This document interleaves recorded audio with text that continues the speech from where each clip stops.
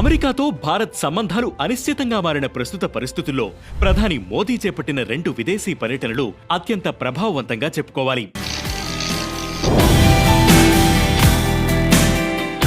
भारत की विकास यात्रा में जापान हमेशा एक अहम पार्टनर रहा.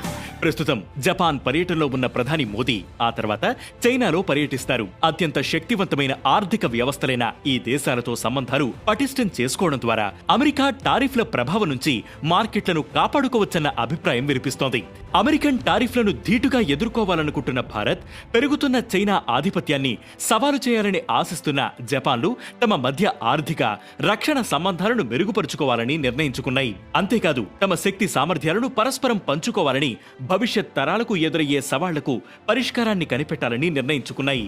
భారత్లో $68 బిలియన్ పెట్టుబడి పెట్టడానికి జపాన్ ముందుకొచ్చింది. జపాన్లో అడుగుపెట్టిన మోదీకి ప్రధాని షిగేరు ఇషిబా సాదరంగా స్వాగతం పలికారు. ఈ సందర్భంగా ఇరువురి నేతలు ద్వైపాక్షిక అంశాలపై చర్చలు జరిపారు. అనంతరం ప్రధాని మోదీ మాట్లాడుతూ Japan space agencies JAXA Bharat Chandrayaan 5 ప్రాజెక్టులో భాగస్వామ్యం అవుతుందని ప్రకటించారు.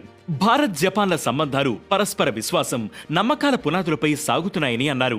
శాంతి, సామరస్యం, శ్రేయస్సు ప్రాతిపదికన సాగుతున్నాయని అన్నారు. తమ మధ్య ఉన్న బంధాన్ని తదుపరి దశకు తీసుకువెళ్లే దిశగా పునాదిరాయి పడిందని చెప్పారు. వచ్చే దశాబ్దిలో సహకారానికి సంబంధించిన రోడ్ మ్యాప్ ను సిద్ధం చేసుకున్నామని అన్నారు. ఉగ్రవాదం, సైబర్ సెక్యూరిటీ అంశాల్లో భారత్, జపాన్ దేశాలు ఒకే రకంగా ఆందోళన చెందుతున్నాయని, స్వేచ్ఛాయుతమైన, బహిరంగ, సుసంపన్నమైన ఇండో పసిఫిక్ కోసం ప్రయత్నిస్తున్నట్లు చెప్పారు. వచ్చే దశాబ్దంలోగా జపాన్ పెట్టుబడులు 10 ట్రిలియన్ యేన్ల స్థాయికి చేరాలని లక్ష్యంగా పెట్టుకున్నట్లు చెప్పారు. తదుపరి నిర్వహించే ఇండియా జపాన్ వార్షిక సదస్సుకు హాజరు కావాల్సిందిగా ఆహ్వానించారు. అంతకుముందు జపాన్ ప్రధానితో కలిసి టోక్యోలో ఇండియా జపాన్ ఎకనామిక్ కోఆపరేషన్ సదస్సులో పాల్గొన్నారు. ఈ సందర్భంగా ప్రధాని ప్రసంగం భారత్ జపాన్ల సంబంధాలపైన సాగింది. భారత్ ప్రగతిశీల ప్రయాణంలో జపాన్ ముఖ్య భాగస్వామిగా మారిందని చెప్పారు.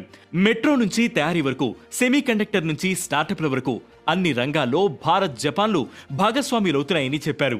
జపాన్ కంపెనీలు ఇక్కడ $40 బిలియన్ పెట్టుబడులు పెట్టాయని అన్నారు. జపాన్ టెక్ పవర్ హౌస్ అయితే భారత్ టాలెంట్ పవర్ హౌస్ అని ఆయన పేర్కొన్నారు. Manufacturing, technology, innovation, green energy, skill development రంగాల్లో మరింత భాగస్వామ్యాన్ని పెంచుకోవాలని కోరారు.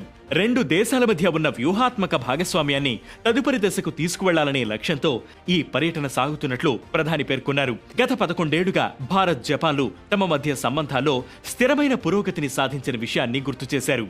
ఈ గడ్డ మీద నుంచే ఇరుగు పొరుగున ఉన్న భారత్ చైనాల మధ్య సంబంధాలు నిలకడగా ఉండడం వల్ల ప్రపంచ శాంతిపైన సానుకూల ప్రభావం ఉంటుందని చెప్పారు. ఈ అభిప్రాయాన్ని ఒక వార్తా సంస్థకు ఇచ్చిన ఇంటర్వ్యూలో చెప్పుకొచ్చారు. US 50% టారిఫ్ల అంశం ప్రస్తావనకొచ్చిందా అనే అంశానికి సంబంధించిన స్పష్టమైన సమాచారం వెల్లడి కాలేదు.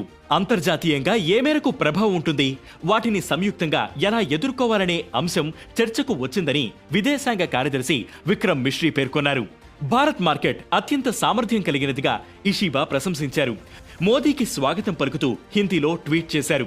టోక్యోలో అడుగుపెట్టిన ప్రధానికి జపనీయులు రాజస్థానీ వేషధారణతో ఘనంగా స్వాగతం పలికారు.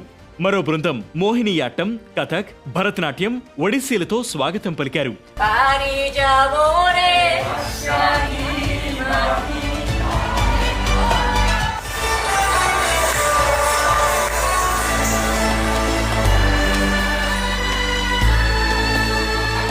అనంతరం మోదీ చైనాలోని టియాన్జిన్లో నిర్వహించే షాంఘై కోఆపరేషన్ సమావేశానికి హాజరవుతారు. అంతకుముందు చైనా అధ్యక్షుడు జిన్పింగ్ తో చర్చలు జరుపుతారు. ఇద్దరు నేతలు దాదాపు 40 నిమిషాల పాటు సమావేశం అవుతారని విదేశాంగ శాఖ ప్రకటించింది. మోదీ చైనా పర్యటన చేపట్టడం 7 ఏళ్ల తర్వాత ఇదే మొదటిసారి. 2020లో సరిహద్దుల్లో సంఘర్షణల అనంతరం 2 దేశాలు తమ మధ్య సంబంధాలను పునరుద్ధరించుకునే దిశగా అడుగులు వేస్తున్నాయి. ఇక్కడ రష్యా అధ్యక్షుడు పుతిన్ తో భేటీ అవుతారు. రష్యాలోని కజన్లో బ్రిక్స్ సమావేశానికి హాజరైనప్పుడు పుతిన్ ను కలిశారు. ఉక్రెయిన్ యుద్ధం నేపథ్యంలో వెస్టరన్ నేతలంతా పుతిన్ కి దూరంగా ఉన్నారు.